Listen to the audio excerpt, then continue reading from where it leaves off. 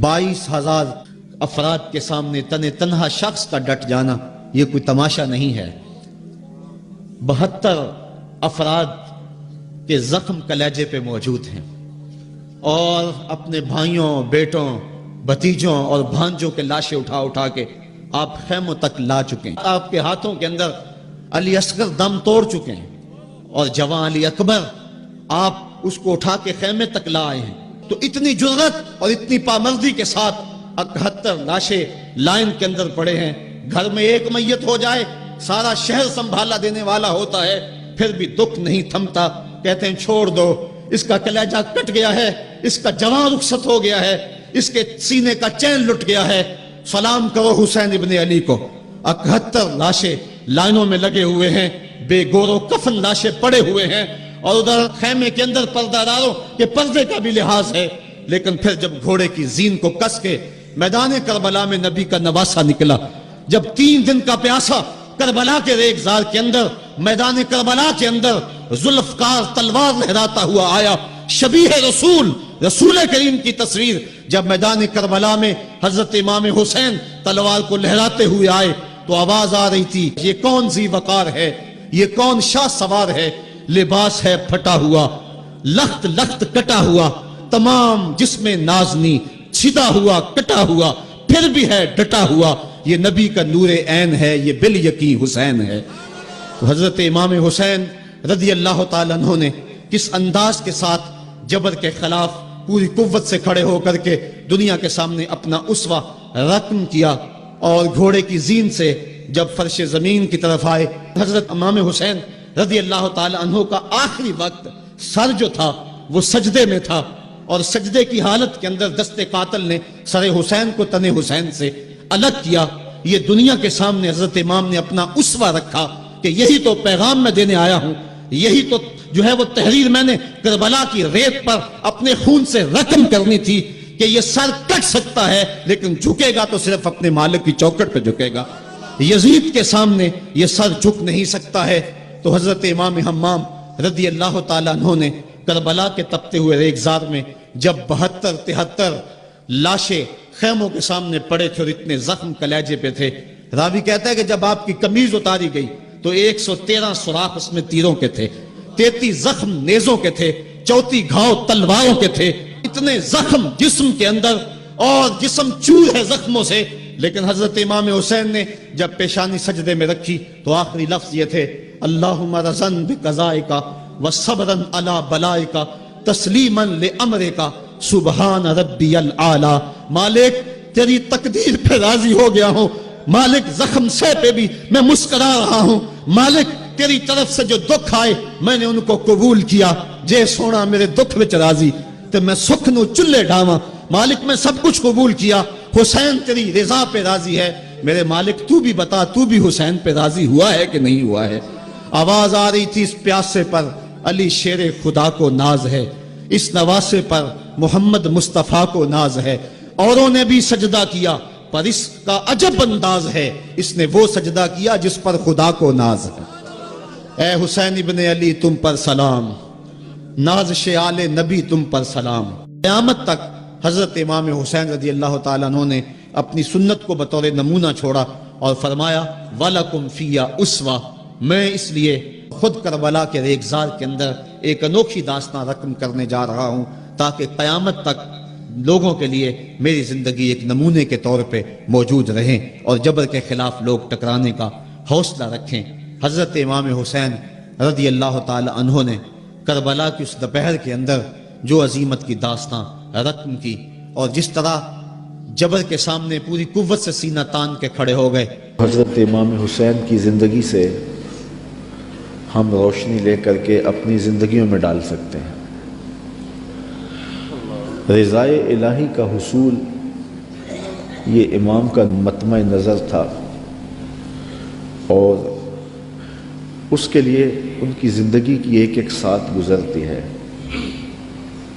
اللہ کی رضا کے لیے، اس کی قربت کے لیے اپنی جان قربان کر دینا اور اپنا سب کچھ لٹا دینا، یہ بندگی کی معراج ہے۔ حضرت امام حسین رضی اللہ تعالی عنہ کو پہلے سے یہ معلوم تھا کہ وہ شہید کر دیے جائیں گے. آپ کے پورے خاندان کو اس بات کا علم تھا. حضور کی زبان سے یہ بات خاندان میں پہنچی تھی، لیکن کسی ایک نے بھی آ کے حضور سے نہیں کہا کہ حضور دعا کر دیں یہ مصیبت ٹل جائے اور کربلا میں جو مشکلات آنے والی ہیں جن کی خبر دی جا رہی ہے وہ مشکلات ان پر نہ آئیں. آپ تاریخ پڑھ لیں، یہ نہ حضرت سیدہ فاطمہ نے کہا ہے، نہ مولا کائنات نے آ کے عرض کی ہے، نہ خود امام حسین رضی اللہ تعالی عنہ نے حضور کی بارگاہ میں کہا ہے، نہ حضور نے کہا ہے کہ مالک حسین سے شہادت ٹال دے، بلکہ حضور کے ہاتھ اٹھتے ہیں تو دعا یہ نکلتی ہے اللہم آت الحسین صبرا و اجرا، اے اللہ میرے بیٹے حسین کو صبر بھی بخش دے، اجر بھی بخش دے. تو حضور نے کیوں کہنا تھا کہ میرے بیٹے کو شہادت نہ ملے؟ وہ تو اس امتحان کے لیے تیار کر رہے تھے. استاد جب شاگرد کو پڑھاتا ہے، محنت کراتا ہے، تو وہ یہ کبھی نہیں چاہتا کہ میں نے جو اس کو محنت کروائی ہے اس کے امتحان نہ ہو. وہ کہتا ہے یہ امتحان گاہ میں جائے، زمانے کو پتہ چلے کسی استاد نے پڑھایا تھا. تو حضور حضرت امام حسین کے لیے دعا مانگ رہے ہیں کہ مالک اسے صبر بھی دے، اجر بھی دے. جب کربلا میں حسین پیاس کاٹے تو پھر بھی ان کی زبان پر شکایت کا لفظ نہ آئے تو لوگ کہیں واقعی پیغمبر کی زبان چوسی تھی. حضرت امام حسین واقعی حضور کے کندھوں پہ کھیلے تھے. حضور نے ایسے ہی اپنا بیٹا قرار نہیں دیا تھا. اور یہ صبر کا امتحان تھا جو حضرت امام حسین رضی اللہ تعالیٰ عنہ نے دیا. ورنہ اگر یہ چاہتے تو فرات چھلک کے آپ کے قدموں میں آ کے سلامی نہ کرتے. یہ تو حوض کوثر کے وارث کے نواسے ہیں، ایڑیاں رگڑتے تو چشمے نہ پھوٹتے. یہ تو رب کی تقدیر کو مانے بیٹھے تھے. یہ تو اس امتحان میں کامیابی کے لیے دعا گو تھے کہ مالک ہمیں استقامت نصیب کرو. امام زہری کہتے ہیں کہ جب مروان کے زمانے میں حضرت امام زین العابدین کو دوبارہ گرفتار کیا گیا اور بیڑیاں پہنائی گئیں، سب سے زیادہ دکھ حضرت امام زین العابدین نے دیکھے. کھلی آنکھوں سے یہ منظر کربلا کا سارا انہوں نے دیکھا ہے. کہتے ہیں واقعہ کربلا کے بعد امام زین العابدین کبھی بھی ہنسے نہیں تھے اور کبھی ٹھنڈا پانی بھی نہیں پیا تھا. شاید پانی پینے لگتے ہوں گے تو سکینہ کی پیاس یاد آتی ہوگی.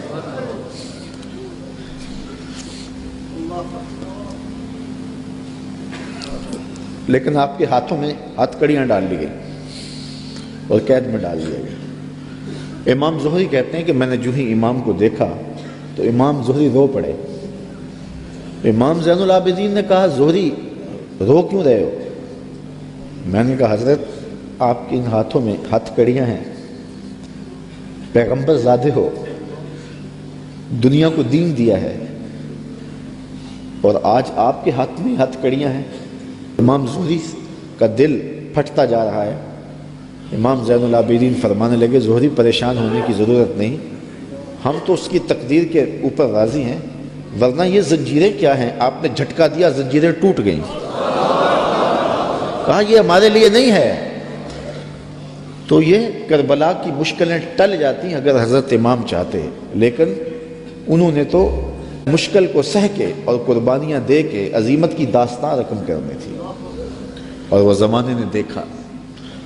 تو حضرت امام حسین رضی اللہ تعالی عنہ کی سیرت سے یہ چیز سیکھی جا سکتی ہے کہ ہم اپنے آپ کو قربانی کے لیے تیار کریں اور اپنے فکر کی، اپنی سوچ کی پرورش اس طرح کریں کہ کبھی مشکل وقت میں کھڑا ہونے کا مرحلہ آ پہنچے تو پھر ہمارے قدم ڈگمگائے نہ، پھر ہمارے پاؤں میں لرزش نہ آ جائے. ہمارے زوردار نعرے اور ہمارے پرجوش خطاب، ہماری خطابت کے تن تنے اور ہمارے فلسفے وہاں دم نہ توڑ جائیں جہاں کھڑے ہونے کا وقت تھا. یہ ناداں سجدے میں گر گئے جب وقت قیام آیا. تو ہم نے اپنی پرورش حضرت امام حسین رضی اللہ تعالی عنہ کی اس فکر کی روشنی میں کرنی ہے تاکہ اگر کوئی ایسا وقت آن پہنچے تو پھر ہمارے قدم اکھڑنے نہ پائیں۔